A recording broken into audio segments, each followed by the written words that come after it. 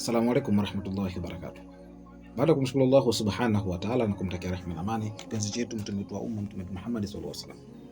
Leo ikiwa Allah ametufikia siku nyingine, tuzungumzie faida ya bismillahir rahmanir rahim. Ikiwa mtu ambaye una shida ya kupata mtoto, aidha una shida mbalimbali, umehangaika, unaomba Mwenyezi Mungu akupe mtoto, lakini umekuwa hupati majibu, umekuwa unaomba dua mbalimbali, Mwenyezi Mungu anakuomba mtoto, basi soma bismillahir rahmanir rahim mara 3313.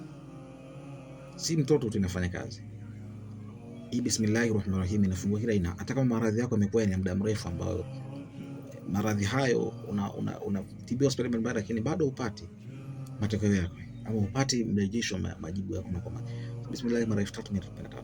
Mwenye shida ya kupata mtoto, mwenye maradhi yaliokuwa sugu ambayo yamekuwa kushindikana kutibika katika hospitali, shida aina yoyote ambayo unayo, soma bismillah mara 3313.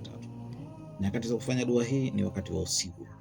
Subiri ufika usiku, soma bismillahir rahmanir rahim mara 3313. Lakini kabla kufanya hii bismillahir rahmanir rahim mara 3313, kwanza swali raka mbili za sunnatul haja, swali raka mbili. Baada ya hapo, ukishamaliza kupata kuswali raka mbili za sunnatul haja, mzukuru Mwenyezi Mungu astaghfirullah mara 100 au mara 11, mswalie Mtume Muhammad sallallahu alaihi wasallam mara 11 au mara 100. Baada ya hapo basi anza bismillahir rahmanir rahim, bismillahir rahmanir rahim, bismillahir rahmanir rahim, bismillahir rahmanir rahim, bismillahir rahmanir rahim. Isome kwa idadi mara 3313. Wewe ambao una shida na dhiki mbalimbali, matatizo mbalimbali, una shida, maradhi yamekuwa hayatibiki, bismillahir rahmanir rahim ndio suluhisho majibu yako kwa uwezo Mwenyezi Mungu. Bismillah ndio funguo ya Qur'ani, ama ndio funguo ya sura, ufunguo wa sura bismillah.